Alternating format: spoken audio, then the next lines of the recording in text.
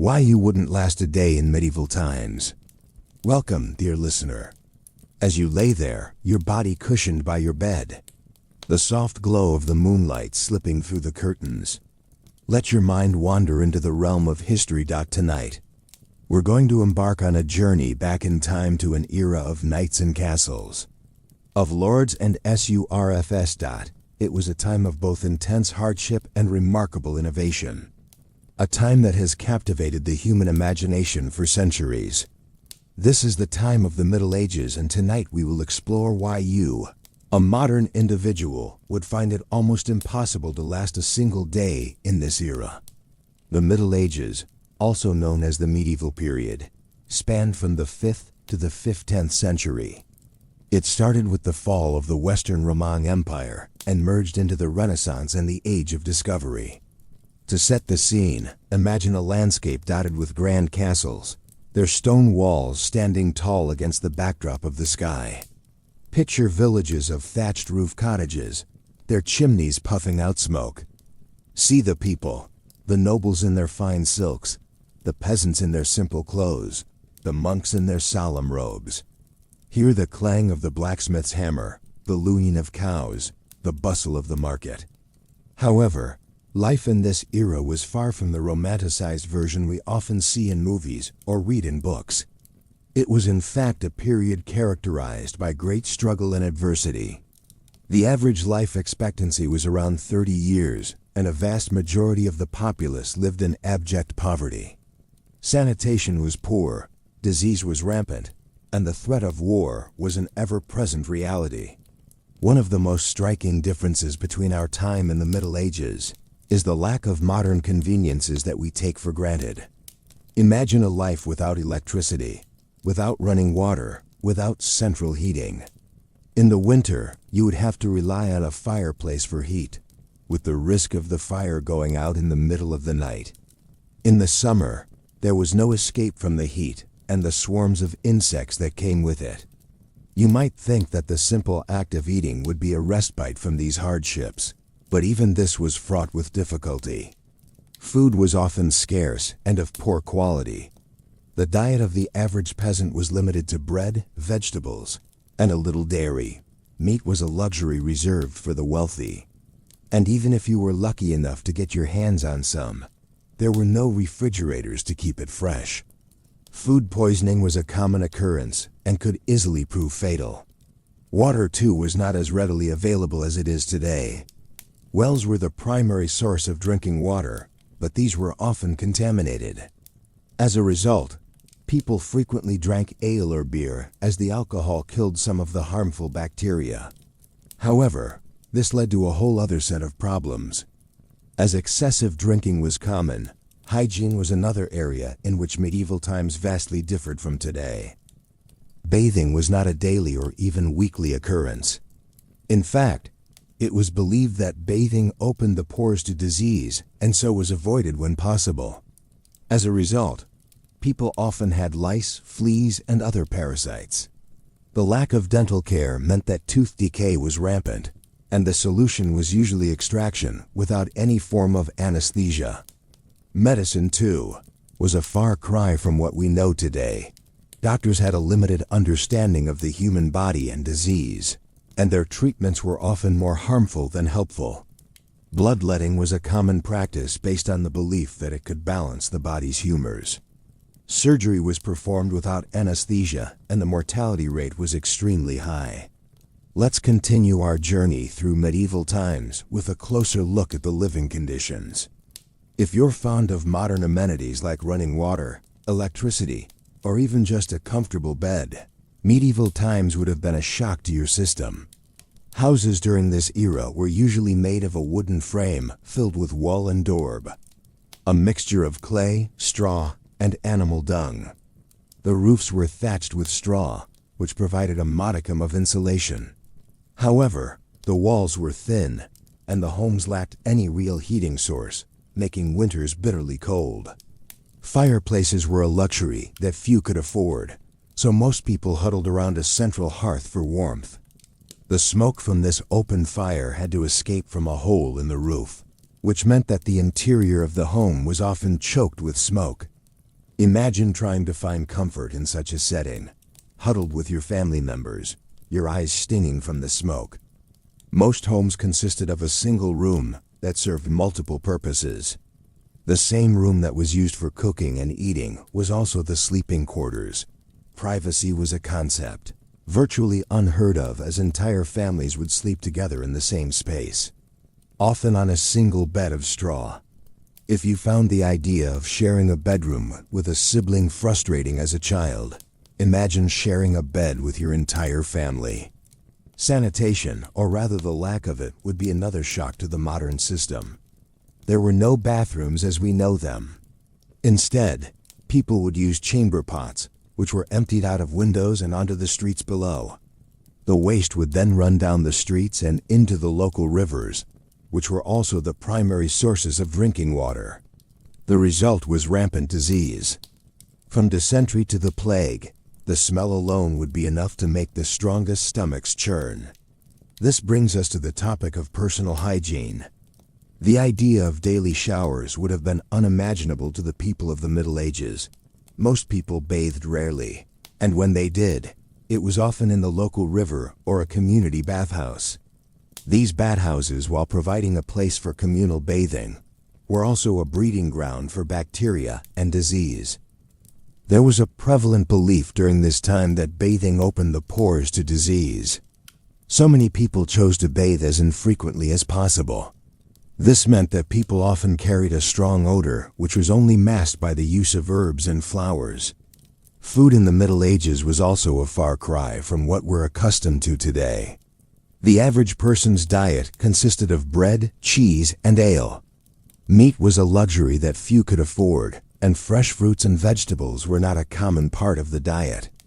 Malnutrition was a common problem, as the diet lacked many essential vitamins and nutrients.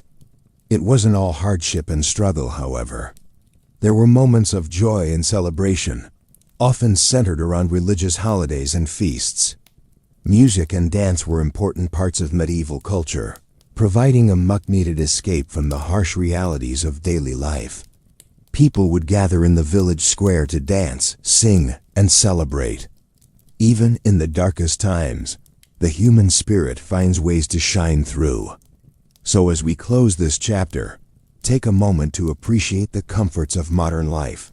The next time you take a hot shower, sleep in a warm bed, or enjoy a fresh, healthy meal, remember how far we've come. The Middle Ages may have been a time of great cultural and intellectual growth, but they were also a time of hardship and struggle. It's a testament to the resilience of the human spirit that we've come so far. In our next section, we'll dive deeper into the social structure of the Middle Ages, exploring the roles of the king, nobles, knights, and peasants. Stay tuned and let the soothing rhythm of history lull you into a peaceful slumber. As the sun creeps over the horizon, our medieval day begins. Life in the Middle Ages was dictated by the sun. It determined when you woke, when you worked, and when you slept. In a world without electricity, daylight was precious, and every ray of sun had to be used for vital chores and tasks. If you're imagining the luxury of a lazy Sunday morning, think again. The medieval folk were early risers, typically getting up at the crack of dawn, as signaled by the crowing of a rooster or the tolling of the local church bell. Once out of bed, people would dress in simple tunics made of coarse wool, linen, or hemp, depending on their wealth and status. The wealthy might have clothes dyed in brighter colors and made of finer materials, but the majority wore drab, practical clothing, not unlike the sackcloth of biblical fame. Shoes were a luxury, with most peasants going barefoot, especially in the warmer months. The first meal of the day was breakfast.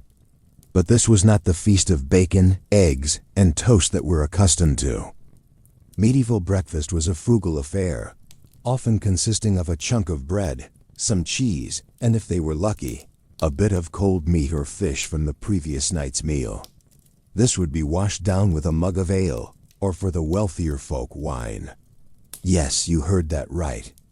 Water was often unsafe to drink due to poor sanitation.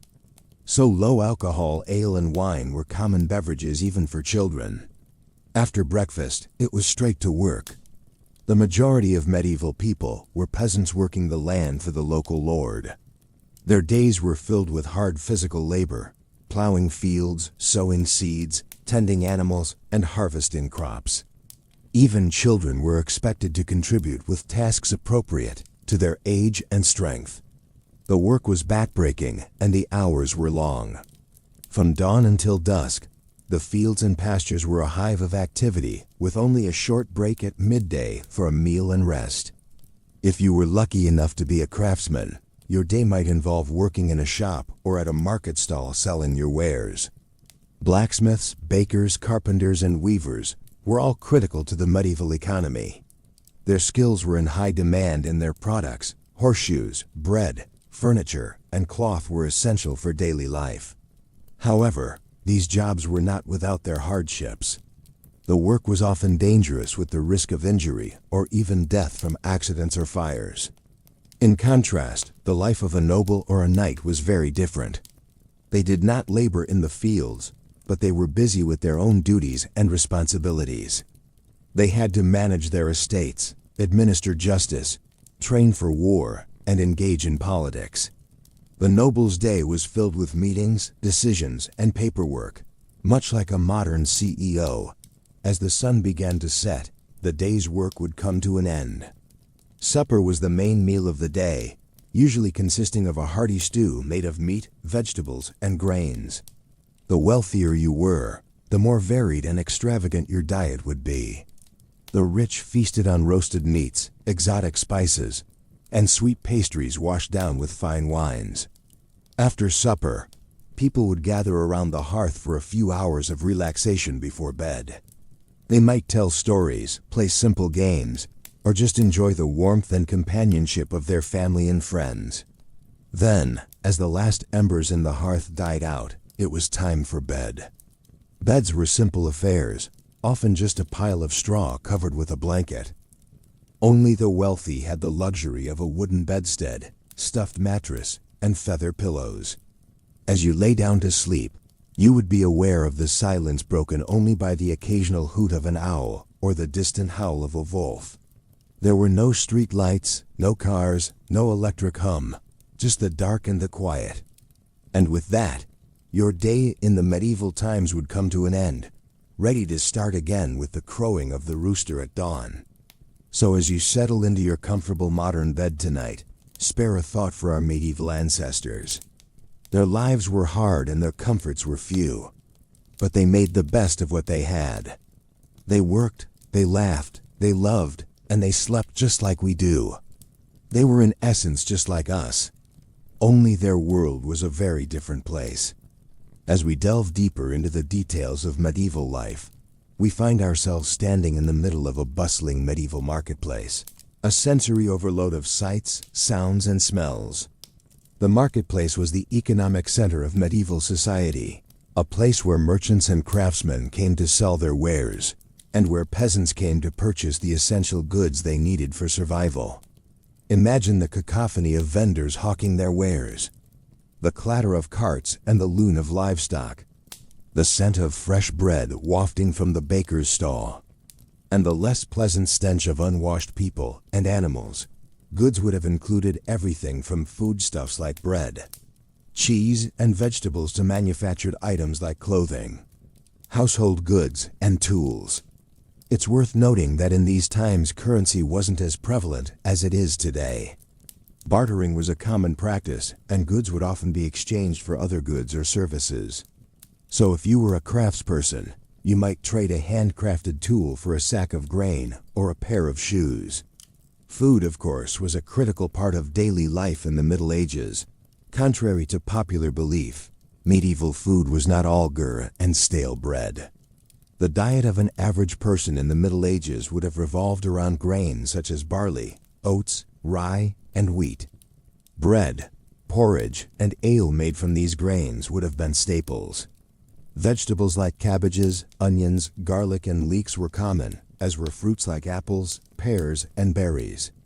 Meat and fish were also consumed, but less frequently, typically reserved for those of higher social status or for special occasions.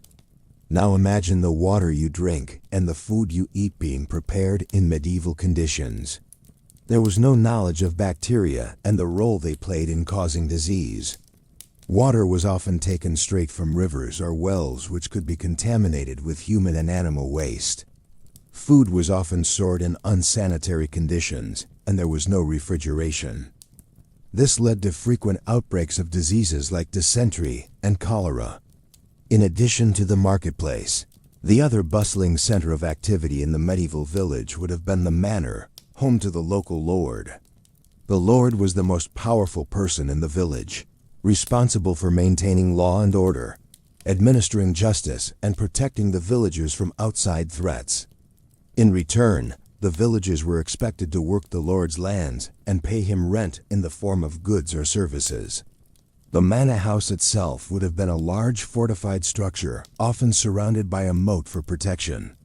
Inside you would find a great hall where the lord would hold court, a chapel for religious services, and private chambers for the lord and his family.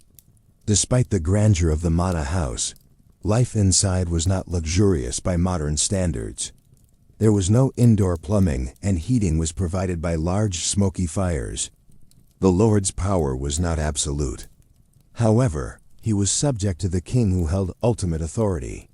The relationship between the lord and the king was based on a system of mutual obligations known as feudalism. The lord pledged his loyalty to the king and provided him with military service when needed. In return, the king granted the lord lands and rights over the people who lived on them. This feudal system was a fundamental aspect of medieval society, creating a hierarchy of power and privilege. At the top were the king and the nobility, who owned the land and controlled the wealth.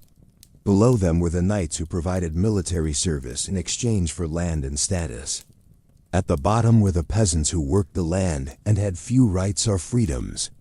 In the next section, we will explore the harsh reality of medieval warfare and the role of knights in society. But for now, let's take a moment to reflect on the fact that this was a time when survival was a daily struggle and the creature comforts we enjoy today were inconceivable luxuries. As we drift off into a peaceful sleep, let's appreciate the comforts and conveniences of our modern lives and the progress that has been made over the centuries. In the end, the Middle Ages were a time of great hardship and adversity, but also a time of remarkable resilience and innovation. Life was difficult, but people found ways to adapt and survive, to create beauty and meaning in the midst of their challenges. And that perhaps is the most enduring lesson of the Middle Ages, the capacity of the human spirit to endure and to flourish, even in the harshest of circumstances. So as we close our eyes and surrender to the soothing embrace of sleep, let's carry that thought with us into our dreams, a reminder of the strength and resilience that resides within each of us. As we delve deeper into the daily life of the medieval period, it's important to note that the rhythm of the day was very different than the one we are used to in our modern times. It was a time when the sun served as the main indicator of the time, and the need for survival necessitated early rising. A typical day would start at dawn with a quick meal known as breakfast, a term borrowed from the Old English breakfasta, which literally means to break the night's fast. This meal was usually a simple affair, consisting of a chunk of bread, some cheese, and perhaps a cup of ale. Following breakfast, the majority of the day was dedicated to work. The type of work varied greatly depending on one's social status. If you were a peasant, your day would be filled with grueling physical labor. Medieval peasants were essentially farmers and worked the land to produce the food that was required to feed the entire kingdom. They planted and harvested crops, raised livestock, and did whatever else was necessary to maintain the estate they lived on. If you were born into the nobility, your day would look very different. While nobles did not have to perform physical labor, they were responsible for managing the land and the people who lived on it. They made important decisions about when to plant and harvest crops, how to distribute resources, and how to defend their land in the event of a conflict. This was no easy task and required a great deal of strategic thinking and interpersonal skills. The middle class, which consisted of merchants and craftsmen, also had their own set of responsibilities. A merchant's day might be spent acquiring goods and then selling them in the market. They would have to keep track of their inventory, negotiate prices, and navigate the complex world of medieval trade. Craftsmen, on the other hand, would spend their days creating the goods that were sold in the market. They would have to master their craft, whether it was blacksmithing, weaving, or carpentry, and produce high-quality products that would sell well. Lunch, the main meal of the day, was taken around midday. This was a more substantial meal than breakfast and typically consisted of several courses. Bread was still the staple, but it would be accompanied by meat or fish, vegetables, and a variety of sauces and spices. The meal would be washed down with ale or wine, as water was often unsafe to drink. After lunch, work would resume until dusk. The evening meal was similar to breakfast, a simple and quick affair. After this, people would retire to their beds. There was no concept of leisure time as we know it today. Free time was a luxury that very few people could afford. The medieval period was a time of hard work and simplicity. Life was dictated by the seasons and the demands of survival. But despite its hardships, it was also a time of community and shared responsibility. People relied on each other for survival and worked together to ensure the well-being of their community. It was a time when the line between life and death was often thin, but it was also a time when people truly lived in the moment, aware of the fragility of life and the importance of each day. As we continue our journey through the medieval times, remember to keep in mind the vast differences between our modern lives and those of our ancestors. It's easy to romanticize the past, but the reality was often much more complex and challenging. Yet, it's also important to remember that our ancestors were just as human as we are. They laughed, cried, loved, and dreamed just like we do. They were a product of their time, just as we are a product of ours.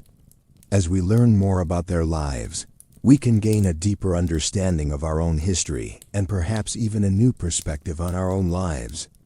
Now, as you close your eyes and drift off to sleep, let your mind wander back to the medieval times. Imagine the sound of the rooster crowing at dawn, the smell of fresh bread baking in the oven, the feeling of the cool morning air on your face as you step outside to start your day. Let these images lull you to sleep as we prepare to continue our journey through the medieval times in our next session. As we continue our journey through the medieval period, delving into the everyday life of the average person, we find ourselves stepping into the world of a medieval peasant. The life of a peasant during medieval times was drastically different from the lives we lead today, filled with hardships and adversity that are difficult for us to fully comprehend. The average peasant's days started at dawn with the rising of the sun. This was long before the invention of alarm clocks. So the first light of day signaled the beginning of their labor-intensive routines. The majority of peasants were farmers, their lives strictly dictated by the changing seasons and what they could grow. In the spring, they would begin by plowing their fields using rudimentary tools made from wood and iron.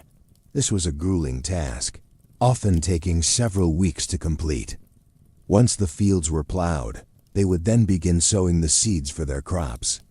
Wheat, barley, oats, rye, and legumes were among the most common crops grown.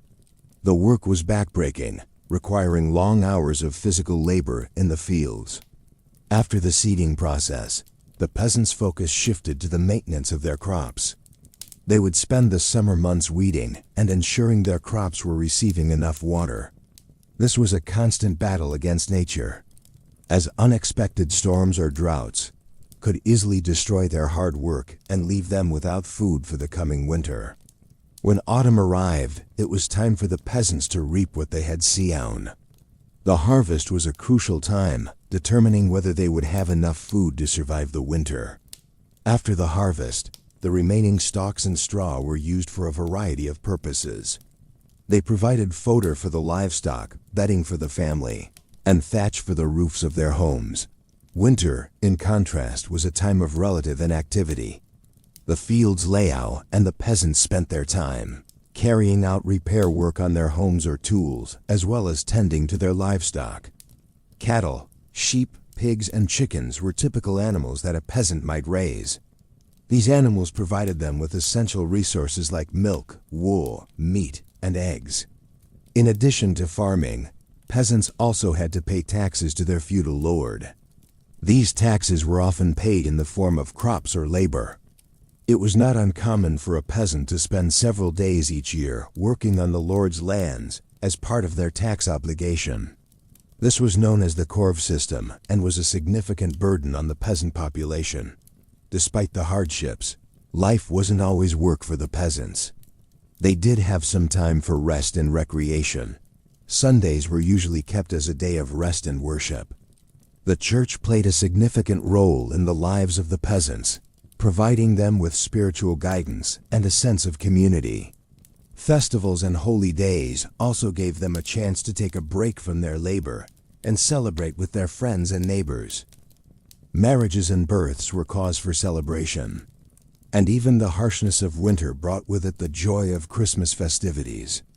Music and dance were popular forms of entertainment, and despite their difficult lives, the peasants found ways to express their creativity and joy. However, the life of a peasant in medieval times was undoubtedly difficult. The physical labor was intense, the diet was poor, and the living conditions were often cramped and unsanitary. Illness and disease were common, and the average life expectancy was significantly lower than it is today. Despite these conditions, the medieval peasant was a resilient individual. They adapted to their circumstances, found joy in the simple pleasures of life, and formed close-knit communities that helped them survive.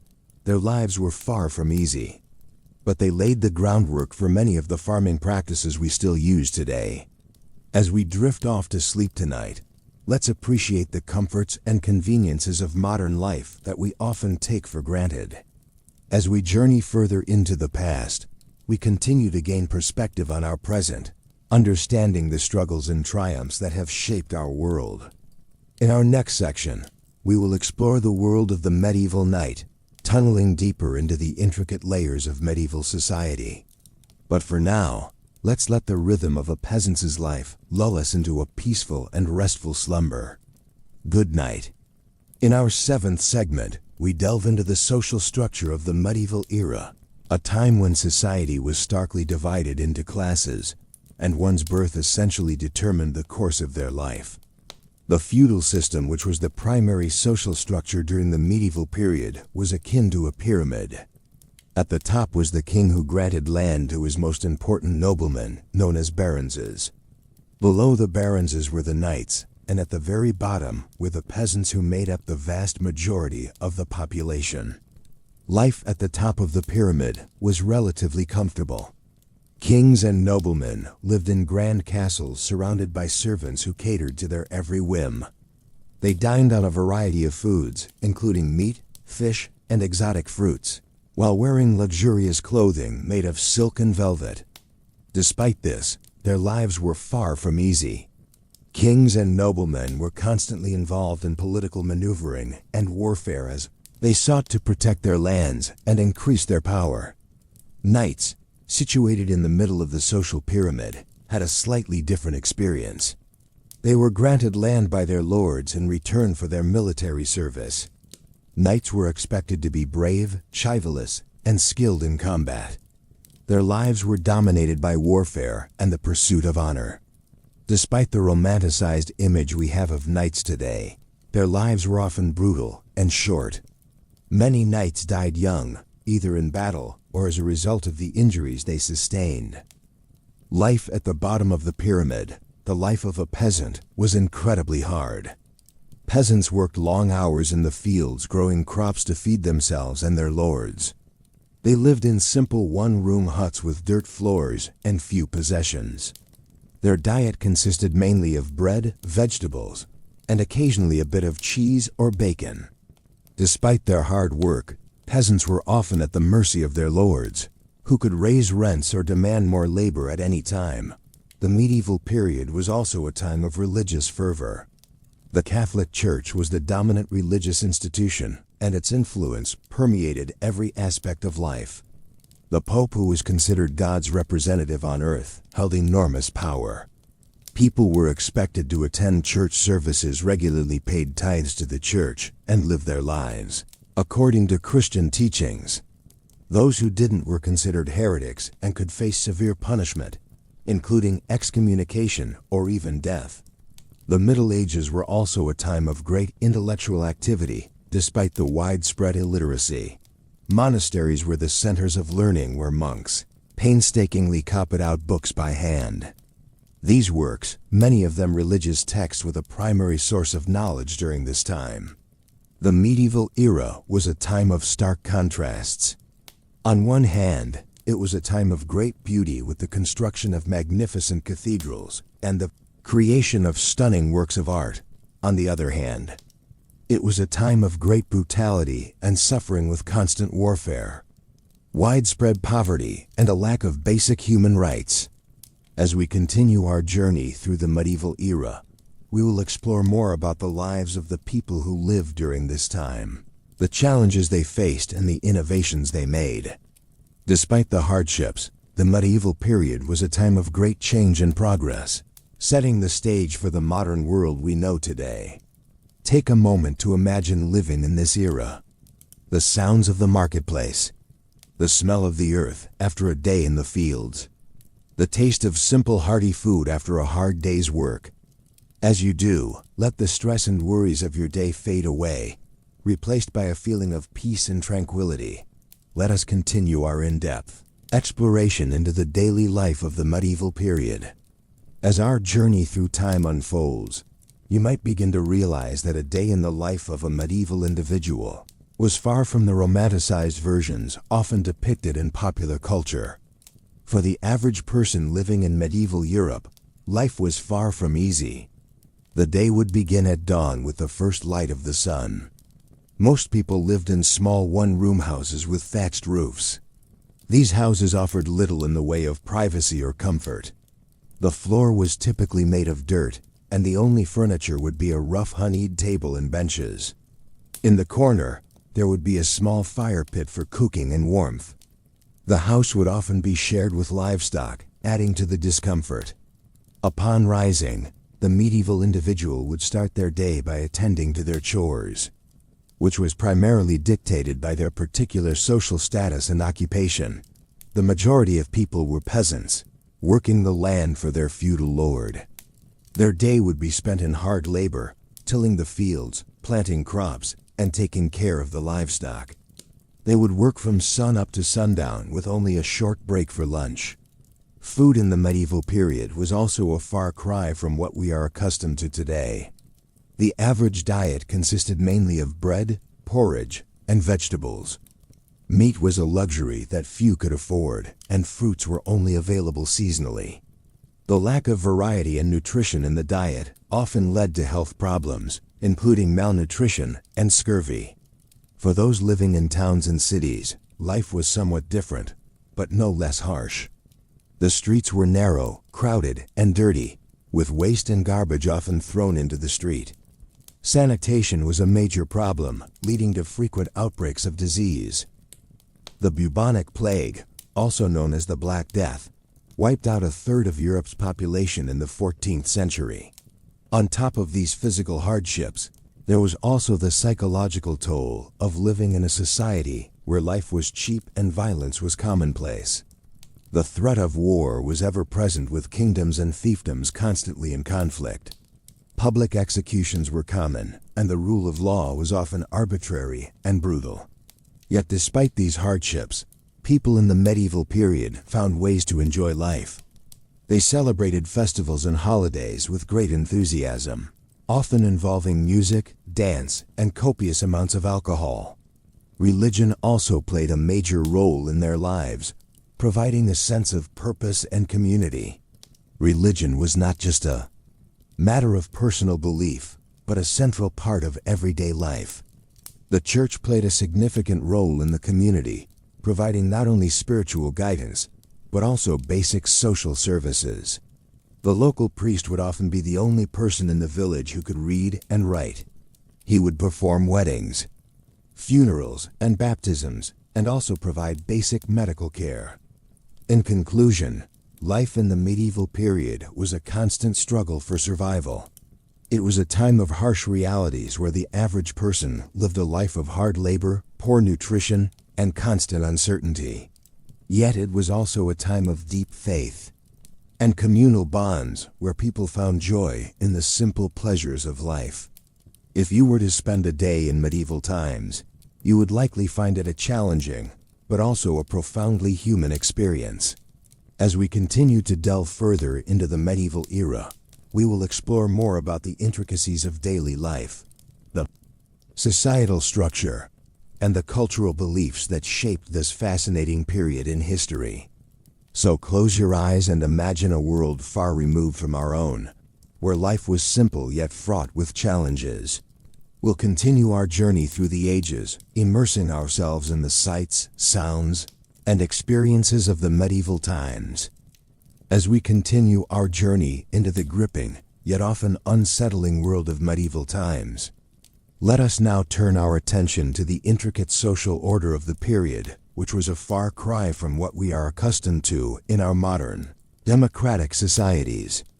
In the medieval world where you were born and to whom had a profound impact on your lot in life, the social structure was rigidly hierarchical, and opportunities for social mobility were few and far between. At the top of the social pyramid was the monarch, the ultimate authority who ruled by divine right. The king was the law, his word was final, and his power was absolute. Just below the king were the nobles. The nobility was a privileged class enjoying wealth, power, and prestige. They owned vast tracts of land, lived in opulent castles, and commanded private armies. Yet, they too had obligations. They were expected to provide military service to the king, administer justice, and maintain order in their territories. Beneath the nobles were the knights, a warrior class who owed their allegiance to a lord. Knights were professional soldiers trained from a young age to fight in the king's wars. They were rewarded with land and privileges, but their lives were not easy. They were expected to be brave, loyal, and honorable, to uphold the chivalric code, and to be ready to lay down their lives for their lord and king. Next came the clergy, who held a unique position in medieval society. They were not only spiritual leaders, but also wielded significant temporal power. The church was the richest and most powerful institution in medieval Europe, owning vast estates, collecting tithes, and exercising influence over all levels of society. The clergy were often the only literate people in the community, and they played a crucial role in education, charity, and administration. And then at the bottom of the social pyramid were the peasants. This was the largest and most disadvantaged group in medieval society. They worked the land, tilled the fields, and tended the livestock, their labor providing the food and other resources that sustained the entire society. Yet, they were often treated as little more than chattels, tied to the land and their lord, with few rights and little hope of improving their circumstances. Life as a peasant was hard and unrelenting. The working day started at dawn and ended at dusk, with only a few short breaks for meals. The work was physically demanding, and there was no respite, no weekends, no holidays, and yet the fruits of their labor mostly went to their lord in the form of rent, taxes, and services. Food was simple and monotonous. A typical diet consisted of bread, porridge, and vegetables, with meat and fish being a rare luxury. Clothing was coarse and practical, made from wool or linen, and often worn until it fell apart. Homes were small, dark, and crowded, with entire families living in a single room. Peasants were subject to the will of their lord, who had the power to decide almost every aspect of their lives. They could be bought, sold, or given away at their lord's whim. They were subject to harsh punishments for any transgressions, real or imagined, and they had little recourse to justice, as the legal system was heavily biased in favor of the nobility. Despite these hardships, the peasants were not entirely without agency. They had their own customs and traditions, their own ways of making sense of the world. They celebrated the changing seasons, the harvest, and the holy days, finding joy and solace in their communities and their faith. And so, as we reach the end of this section of our journey, let us take a moment to reflect on the resilience and tenacity of the human spirit, even in the face of such adversity. The world of the medieval peasant may seem harsh and unforgiving to us now, but it was their reality, their everyday life. And they found ways to endure, to survive, and even to thrive in their own humble way. So as you drift off to sleep, let the echoes of their lives, their struggles, and their triumphs lull you into a deep, peaceful slumber, filled with dreams of a time long past, yet not entirely forgotten. And remember, as the dawn of a new day breaks, that we too have our challenges, our struggles, and our triumphs. And that we too are part of the great tapestry of human history, every bit as complex, as vibrant, and as fascinating as the world of the medieval times. Good night. As we continue on our journey through the Middle Ages, let's shift our focus to the daily life of the common people. It's easy to imagine the glamorous knights and the grandeur of the lofty castles, but the reality of medieval times was often far from this romanticized vision. To truly understand the challenges of this era, we must delve into the life of the everyday folk who formed the backbone of medieval society. The majority of people in the Middle Ages were peasants, and their daily lives revolved around hard work. They lived in small villages and worked on the land, growing crops or rearing animals. The day began at dawn with the crowing of the rooster. The life of a peasant was dictated by the sun and the seasons. In the winter months, when there was less daylight, they would rise later, but in the summer they would often be up before sunrise, getting ready for a long day of toil in the fields. Their homes were simple, usually 1 or 2 room structures made of wood or well and daub, a mixture of mud, straw, and manure. The floor was typically a compacted earth, and there was a hole in the roof to let out smoke from the fire. Furniture was minimal and crude, and they slept on straw pallets covered with skins or coarse cloth. A peasant's home was also the place where they would eat, sleep, and work on their craft. Be it weaving, brewing, or blacksmithing, work was relentless for the medieval peasant. Their primary responsibility was to produce food. They would plow, sow seeds, and harvest crops. They also took care of animals, milked cows, made cheese, and collected eggs. In addition to this, they were also responsible for building and repairing their homes and tools.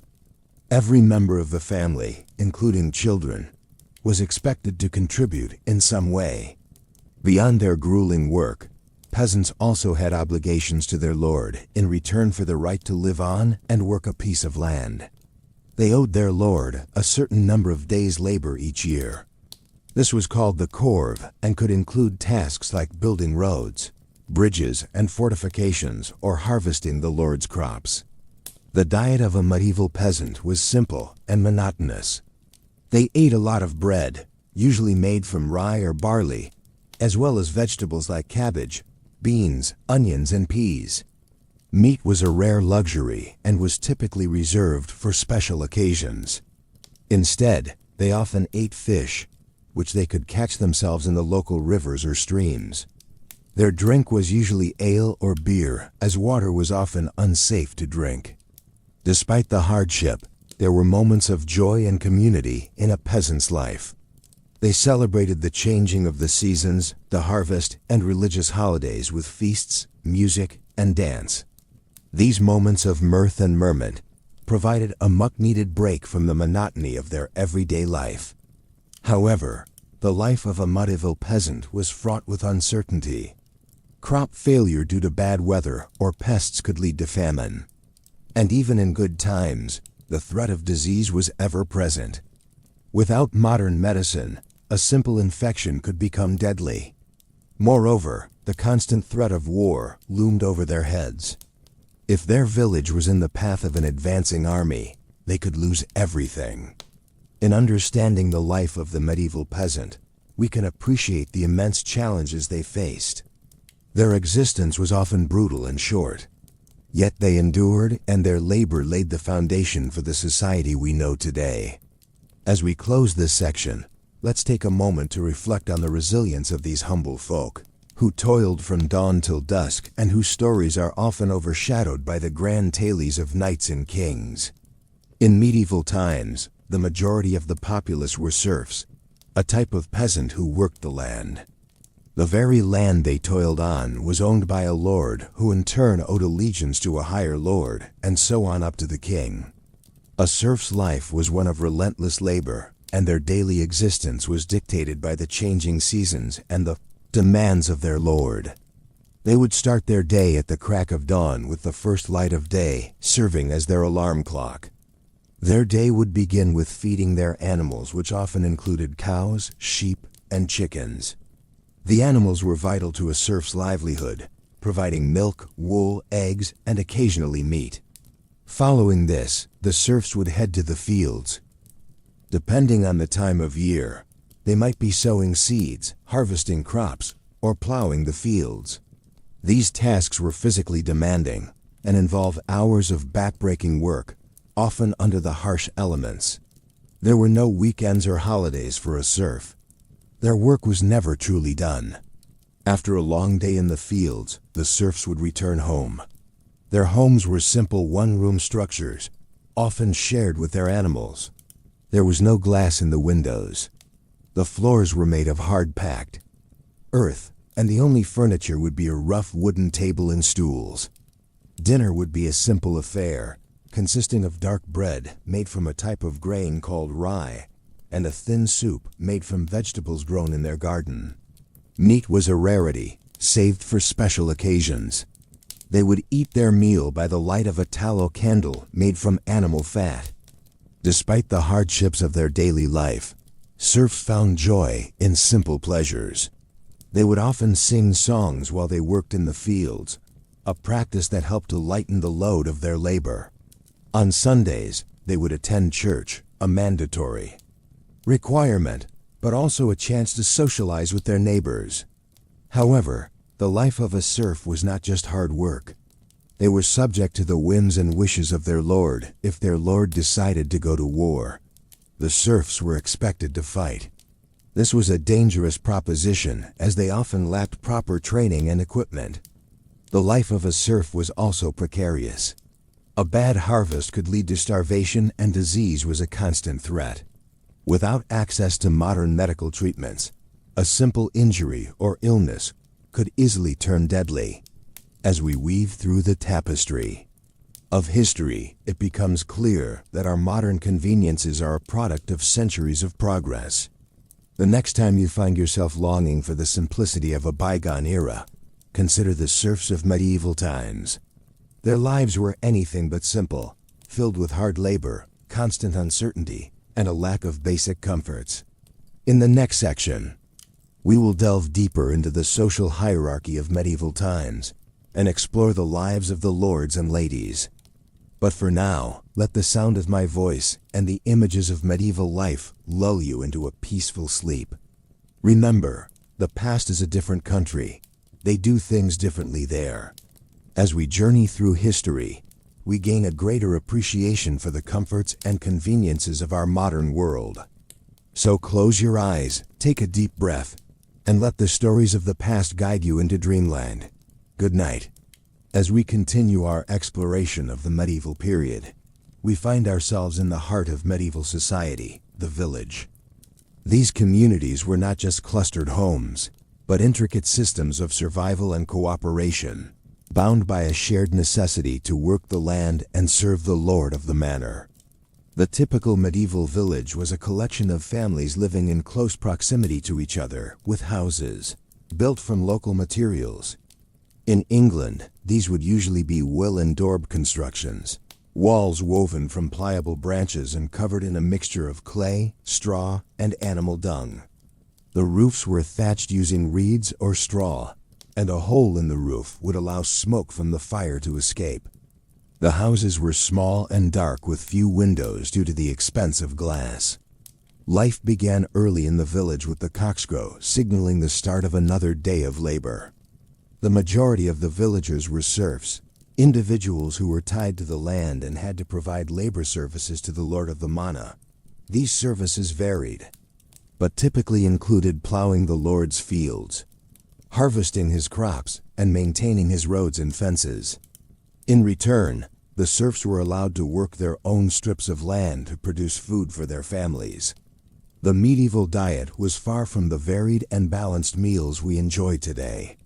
Most peasants subsisted on a diet of bread, cheese, and vegetables, with meat being a rare treat. Ale was often safer to drink than water, as the brewing process killed off bacteria. However, it was weak and not the intoxicating beverage we might imagine. Children would have drunk it as well as adults, and it would have been consumed throughout the day. The life of a serf was not just hard labor, however. There were times of celebration and relaxation, such as the end of the harvest when villagers would feast and dance. The church also provided a structure of festivals and holy days, which offered a break from the toil of everyday life. These occasions would be eagerly anticipated, with villagers indulging in food, drink, and merriment. However, medieval villages lived with the constant threat of disease. The unsanitary conditions in which they lived made them ripe for outbreaks of illness.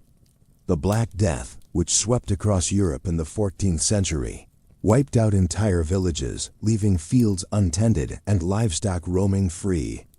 The lack of medical knowledge and the belief in supernatural causes for diseases made these outbreaks all the more deadly. Despite the hardships, there was a sense of community within the village. Everyone had a role to play and was dependent on their neighbors for survival. The shared experiences of work, celebration, and adversity created strong bonds between villages. They supported each other through difficult times and shared in each other's joys and sorrows. However, this sense of community also had a darker side. Villagers were suspicious of outsiders and anything that deviated from the norm. This fear of the unknown could lead to accusations of witchcraft and other forms of supernatural mischief. These accusations could have dire consequences, with those accused often being ostracized, tortured, or even killed. As we delve deeper into the realities of life in the medieval period, it becomes clear that surviving in these times required strength, resilience, and a strong sense of community. It was a time of hard work and hardship, but also one of shared experiences and communal ties. Life in a medieval village was not for the faint of heart, but for those who could bear the toil and danger. It was a life lived to the rhythm of the seasons and the demands of the land. So as we continue our journey through the medieval period, let's remember the serfs and their struggles, and appreciate the relative comfort and safety of our own lives. As we continue to weave our way through the fabric of medieval life, we find ourselves at the heart of a bustling medieval town. The air is filled with the chatter of townsfolk, the clanging of the blacksmith's hammer, and the distant hum of a lute. The streets narrow and winding, aligned with timber-framed houses. These structures lean precariously over the street, their second stories jutting out over the first in a way that seems to defy gravity. The overhanging upper floors were designed this way to maximize living space without encroaching on the street below. A clever solution to the problem of limited urban space. Most houses in a medieval town were multifunctional. The lower floor often served as a workshop or a shop, with the family living in the rooms above. These homes were compact and practical, but they lacked the comforts and conveniences we take for granted today. There was no running water, no central heating, and no electricity. Instead, people relied on wells or nearby rivers for water, used fireplaces for warmth, and candles or rushlights for illumination. Privacy was also a luxury that many could not afford in the Middle Ages. It was common for entire families to sleep in one room, often sharing their quarters with apprentices or servants. This close living quarters, combined with the lack of sanitation, meant that illness could spread rapidly through a household. It was not uncommon for entire families to be wiped out by diseases such as the bubonic plague, which decimated the population of Europe in the 14th century. Medieval towns were also notoriously dirty places. Without a proper sewage system, waste was often thrown into the street or dumped into rivers. This lack of sanitation, coupled with the close living quarters, made towns a breeding ground for disease. The stench, as you can imagine, was overwhelming. Visitors to medieval towns often commented on the foul smell that permeated the air, a potent mix of sewage, rotting food, and animal waste. And yet, despite these harsh conditions, towns were a hub of activity in the Middle Ages. They were the economic heart of medieval society. Where goods were produced and traded, towns were home to a variety of craftsmen, including blacksmiths, bakers, weavers, and brewers, all of whom played a vital role in the economy. Markets were held regularly, drawing people from the surrounding countryside to buy and sell goods. In addition to their economic function, towns also served as centers of social and political activity. Towns were often fortified with walls and towers, providing protection to their inhabitants in times of war. They were also home to important institutions, such as the church and the town hall, which played key roles in the governance and spiritual life of the community. Towns also offered opportunities for social mobility. While the rural peasantry was largely tied to the land, townspeople had the chance to amass wealth through trade and craft. This gave rise to a new social class, the bourgeois, or middle class, who wielded considerable economic power. However, life in medieval towns was not all work. There were also opportunities for leisure and entertainment. Fairs and festivals were common, providing a chance for people to socialize and enjoy themselves. Music, dance, and theater were popular forms of entertainment, and taverns were a favorite gathering place for townsfolk. But as we drift away from the hustle and bustle of the town, remember that while life in the Middle Ages was undoubtedly challenging, it was not without its moments of joy and celebration. Despite the hardships, people found ways to carve out meaningful lives, to find happiness, and to dream of a better future. An enduring testament to the resilience of the human spirit. As we continue our journey through this fascinating period in history, let us carry with us not only an understanding of the challenges faced by those who lived in medieval times, but also a deep appreciation for their resilience, their ingenuity, and their unyielding hope. As we continue our journey into the Middle Ages, let us now delve into the fascinating and somewhat harsh realities of daily life during this period. The medieval lifestyle was a stark contrast to the comforts and conveniences we enjoy today. And it's not difficult to understand why surviving in such times would be a daunting task for many of us. Firstly, the concept of hygiene as we know it today was significantly different during the Middle Ages. Bathing was not a daily ritual, and public baths were more a space for socializing than cleanliness. The water used in these communal wash places was rarely changed throughout the day, which meant the last person to bathe was essentially washing in the dirt and grime of everyone who had bathed before them. This lack of personal hygiene led to outbreaks of diseases, such as the infamous Black Death. Now let's talk about the dietary habits of the medieval populace. The diet during the Middle Ages was not particularly varied or nutritional. Meat was a luxury that only the wealthy could afford on a regular basis, while the poor subsisted on a diet primarily composed of grains and vegetables. This lack of diversity in the diet often led to malnutrition and other health problems.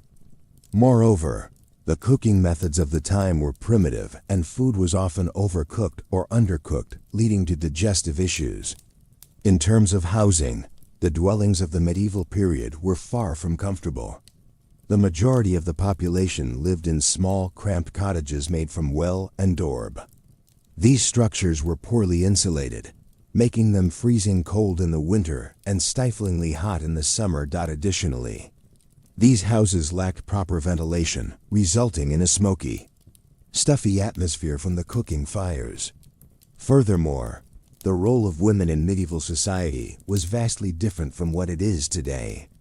Women were largely confined to the domestic sphere, and their duties revolved around raising children and managing household chores. They had very little autonomy or rights and could not own property or hold positions of power. This lack of independence and self-determination would undoubtedly be a shock to the modern sensibilities. The concept of entertainment, too, was vastly different in the Middle Ages.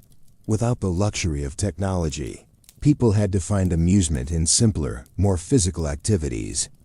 These included sports like archery and wrestling, as well as communal events like fairs and feasts. However, these forms of entertainment often carried risks of injury or even death, especially in events such as jousting tournaments. Religion played a central role in medieval life, and the church held a great deal of power and influence. Daily life was governed by religious observances and rituals, and any deviation from the church's teachings was viewed with suspicion and often met with severe punishment. This rigid adherence to religious doctrine often stifled intellectual and scientific progress. In terms of employment, most people in the Middle Ages worked in agriculture. The work was grueling, and the hours were long, often from sunrise to sunset. There was no concept of weekends or holidays, and workers were expected to toil endlessly for their survival. This level of physical labor would be unfamiliar and likely unbearable to many of us today.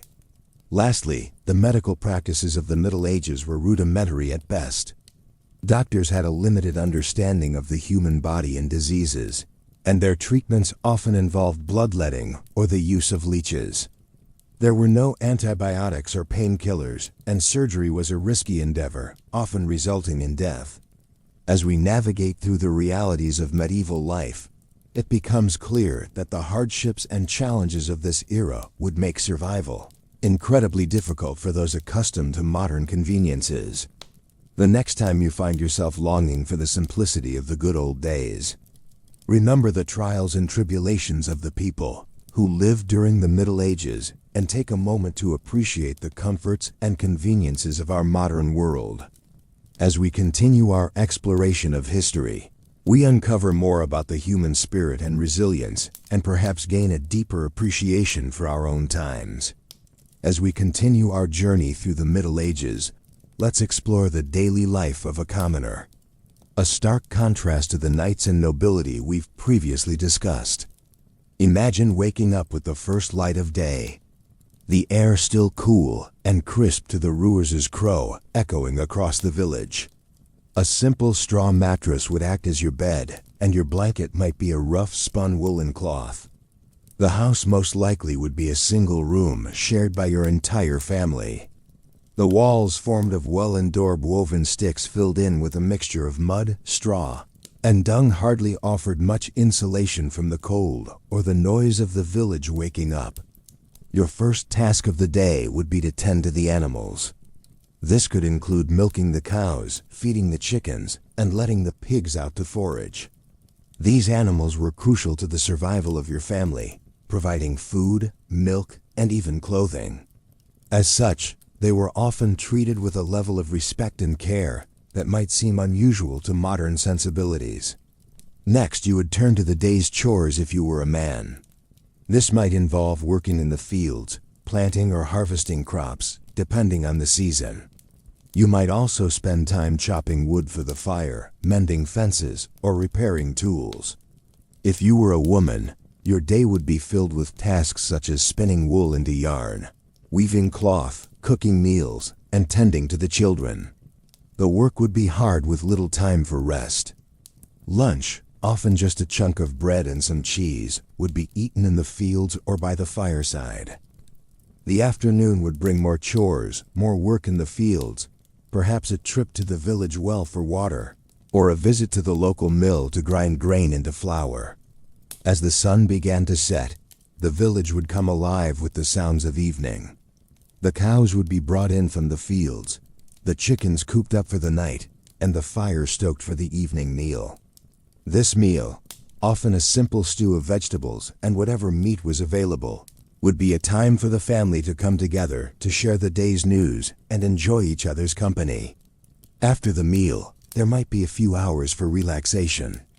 Perhaps you would sit by the fire mending clothes or carving wooden utensils. Perhaps you would listen to stories told by the elders, tales of heroes and monsters that had been passed down through the generations. Or perhaps you would simply sit in quiet contemplation, staring into the fire and dreaming of a better life. By the time you crawled into bed, the fire would be dying down, and the only sound would be the soft snoring of your family and the distant hoot of an owl.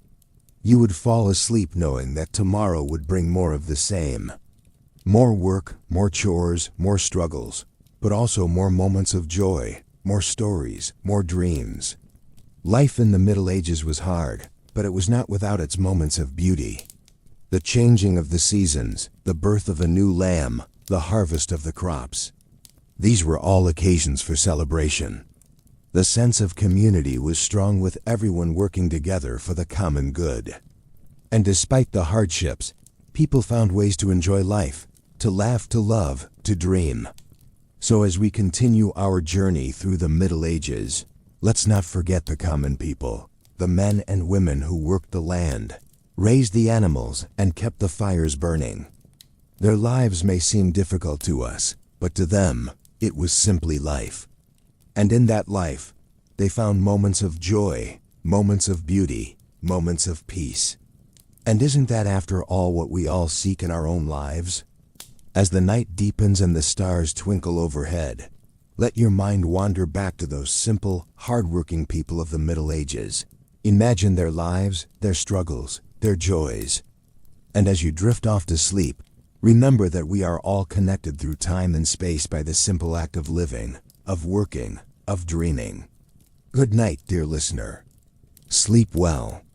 In our exploration of medieval times, we have journeyed through the harsh realities of life in the period, examining the societal dynamics, the basic amenities, and the physical and mental tolls of the era. As we continue our exploration, we delve deeper into the arduous daily routines of a medieval person. The day would typically start at dawn. Medieval people didn't have the luxury of alarm clocks, but they did have nature's own alarm system, the crowing of the rooster. As the sun began to peek over the horizon, the ruer's call would echo through the countryside. Signaling the beginning of a new day, the medieval household would stir, with the lady of the house being among the first to rise. Her tasks for the day were manifold. In a society that was largely agrarian, the wife's role was crucial for the family's survival. She would tend to the garden, milk the cows, and ensure that the livestock were well fed and cared for. She would also prepare meals, clean the house, and care for the children, the elderly, and the sick. The husband, meanwhile, would have his own set of tasks. Depending on his profession, he might spend his day tilling the fields, shoeing horses, crafting tools, or constructing buildings. The work was physically demanding and often dangerous. There were no safety regulations to protect workers, and accidents were common. Children in the Middle Ages did not have the luxury of a carefree childhood. They were expected to contribute to the household from an early age. Once a child reached the age of 7, they could be sent away to work as an apprentice or a servant in another household. The concept of childhood as a time of innocence and play is a relatively modern idea. Education was not a priority in the medieval times. Most people were illiterate, and formal education was reserved for the privileged few. The church was the primary source of education, and monks were among the most educated people of the time. They would spend their days in monastic libraries, painstakingly copying out manuscripts by hand. Despite the hardships of daily life, medieval people did have leisure time. They enjoyed music, dancing, and games. The church also provided a source of entertainment with its numerous feast days and festivals. These were times of celebration and merriment when people could forget their toil for a while and simply enjoy themselves. But even in their leisure time, the harsh realities of life in the Middle Ages were never far away. The specter of disease was always present, with outbreaks of illnesses, such as the bubonic plague, decimating entire communities. Lack of sanitation and understanding of disease transmission meant that these outbreaks were often deadly. As we drift towards the end of this section, we are reminded of the resilience of the human spirit. Despite the harsh realities of life in the medieval times, people found ways to survive, to thrive, and to find joy in the midst of adversity. As we close our eyes and imagine the sounds of the rooster crowing, the smell of the morning dew, and the rhythmic patterns of daily life, we can appreciate the simple beauty of life in the Middle Ages. In the next section, we will delve into the intricacies of medieval politics and the role of the Church in shaping society. But for now, let's allow the images of daily life in the Middle Ages to lull us into a peaceful sleep, a reprieve from the rigors of our own day-to-day existence. As we continue our journey through the medieval period, we now delve into the realm of education and social mobility. Education was not a universal right or expectation, as it is in many parts of the world today. Rather, it was a privilege reserved for the upper echelons of society, specifically the nobility and the clergy. The common folk who constituted the vast majority of the population were usually illiterate. Their children learned the trade of their parents, with sons following in their fathers' footsteps as farmers, craftsmen, or fishers, while daughters learned the art of maintaining a household from their mothers. To understand education in the Middle Ages, one must first understand the role of the Church, which was the central provider of knowledge. The Church was the institution that held the monopoly on learning, and the monasteries were the primary centers of education. As our journey through the medieval era continues, let us not forget the significance of religion during this time. Indeed, the religious aspect of life in the Middle Ages emanated much of the social, cultural, and political landscape. The Church wielded considerable power, influencing not just spiritual matters, but also the daily life of ordinary people. To understand the Middle Ages, we must understand the Church's role in this period. The Church during the Middle Ages was the single largest unified organization in Europe. It was the preserver of scholarship and literacy during a time when much of Europe was in disarray. Monasteries scattered across the continent became the centers of learning and education. Monks hand-copied books in the scriptoriums, preserving ancient texts, a knowledge that might otherwise have been lost. The Church's influence was not limited to spiritual matters. It extended into the realms of art and culture, politics, and even war. In the labyrinth of medieval society, the Church provided order and structure. It was the institution that touched every aspect of daily life. The Church dictated the calendar, marking the year with religious festivals and holy days. It provided welfare for the poor and needy, ran schools and hospitals, and even served as the primary legal institution.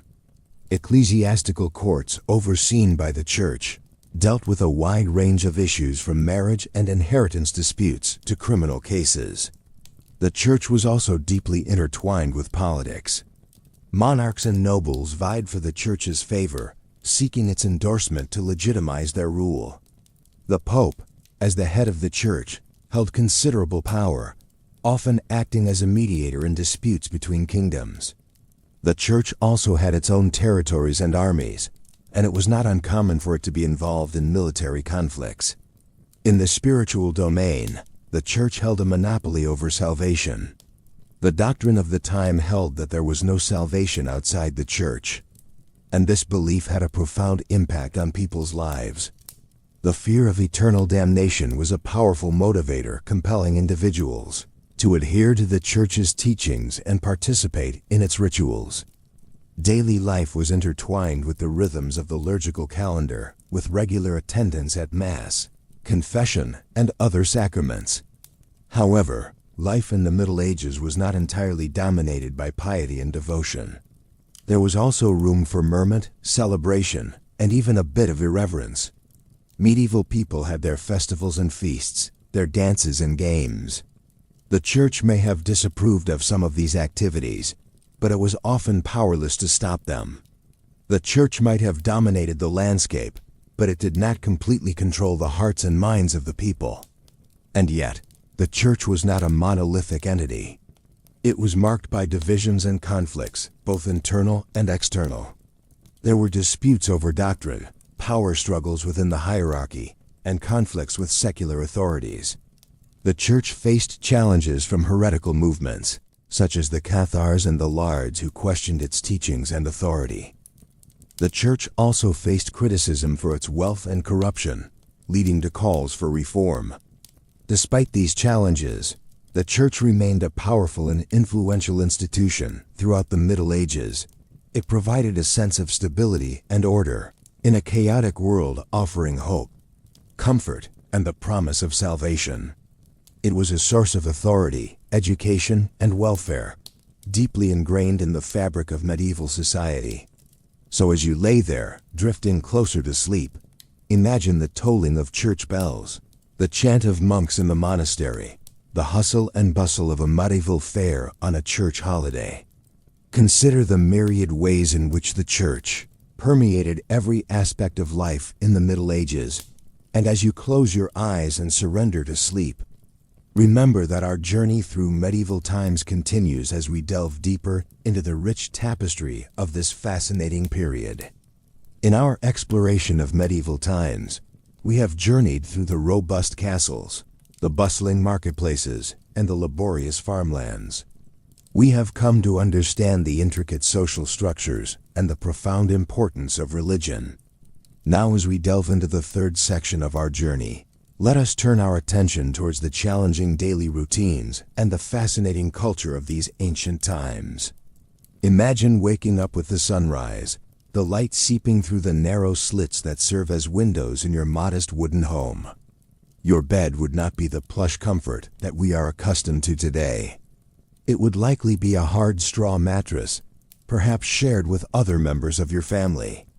The very concept of privacy as we understand it today did not exist in the same form during the medieval period, particularly for those of the lower classes. As you rise from your bed, you would need to tend to your animals. Chickens would need to be fed, cows milked, and horses groomed. This would not be a task to be taken lightly, as these animals represented a vital source of food and livelihood. They would provide you with eggs, milk, and meat, and their manure would be used to fertilize your fields. Breakfast, if you were fortunate enough to have it, would consist of a simple fare. Bread, cheese, and perhaps a portion of last night's stew would serve to break your fast.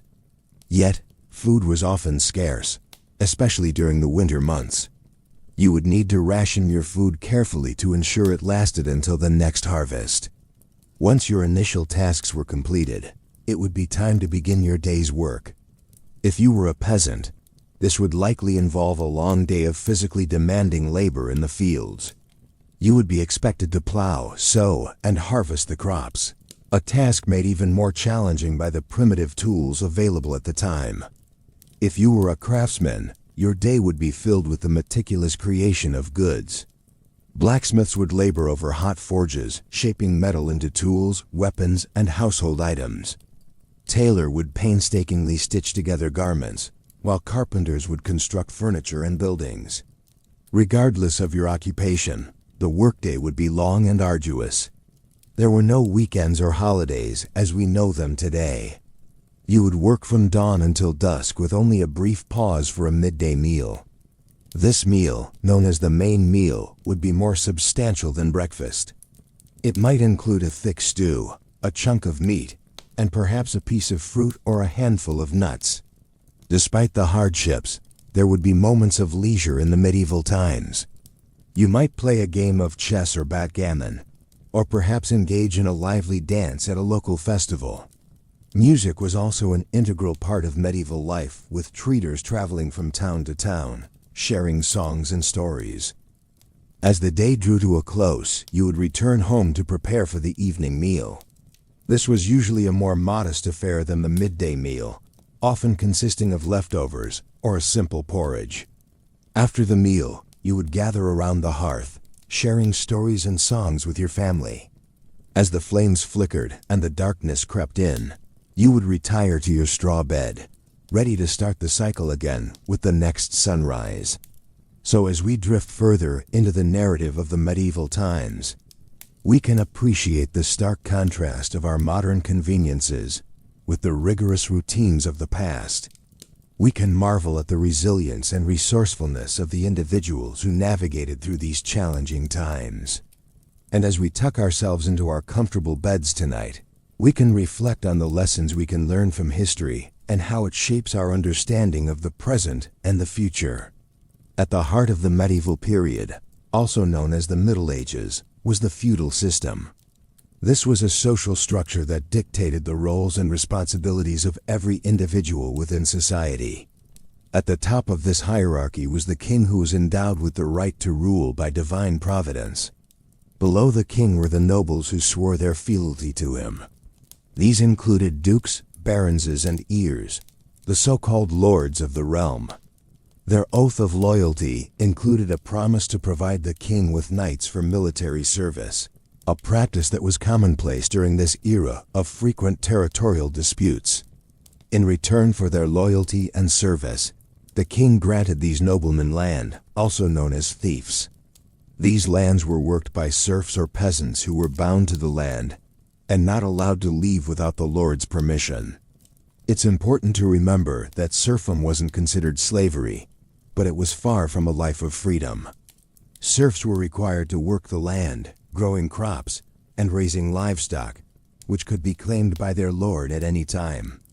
They also had to pay taxes and were subject to the lord's justice. The life of a serf was incredibly hard. They lived in small, cramped cottages with thatched roofs and walls, made from well and daub, a mixture of clay, straw, and animal dung. These homes offered little protection from the elements, and during the winter months, they could become unbearably cold. The majority of a serf's time was spent working the fields from dawn until dusk. The work was backbreaking, and there were no weekends or days off. Their diet was poor and monotonous, consisting primarily of pottage, a type of thick soup made from peas, beans, and onions. If they were lucky, they might have some cheese or a bit of bacon to add to their meal. But for most, the diet was vegetarian out of necessity, not choice. It was a time when the saying, "You are what you eat," took on a literal meaning, as malnutrition was rampant, leading to a host of health problems. In contrast, the life of a noble was one of relative luxury. They lived in castles or manor houses, fortified structures that provided protection and comfort. Their diet was varied and plentiful, with meats, fish, fruits, and vegetables regularly on the menu. In addition to their duties to the king, nobles also had responsibilities to their serfs, such as providing protection and ensuring justice was served. However, the application of justice was often skewed in favor of the nobility, with serfs receiving harsher punishments for the same crimes. Medieval society was deeply religious, with the Catholic Church playing a central role in people's lives. The Church dictated the calendar with numerous saints' days and religious festivals, providing a break from the relentless toil of field work. These festivals also provided an opportunity for people to come together as a community with feasting, drinking, and games. However, the Church also wielded significant power and influence, with bishops and abbots often acting as advisors to the king. The Church had its own system of law, known as canon law, which was used to regulate matters of faith and morality. This included everything from marriage and divorce to heresy and blasphemy. Those found guilty of breaking canon law could face severe punishments, including excommunication, which was a form of social and spiritual death. Yet despite the hardships and challenges of life in the Middle Ages, people found ways to find joy and meaning. Music and dance were important forms of entertainment, with treaters and minstrels traveling from town to town, singing songs and telling stories. Craftsmen took pride in their work, creating beautiful objects from wood, metal, and stone. And while their lives may have been short and often filled with hardship, the people of the Middle Ages also understood the importance of community, family, and faith. As you drift off to sleep, consider the stark contrasts of medieval life. The lofty castles and humble cottages, the rich feasts of the nobility and the simple pottage of the serfs, the stern justice of the Lord and the mercy of the Church. And remember that while the Middle Ages may seem a harsh and unforgiving time, it was also a period of great change and innovation, laying the foundations for the world we know today. As we delve deeper into the realities of life in the medieval times, we find ourselves in the heart of a bustling town.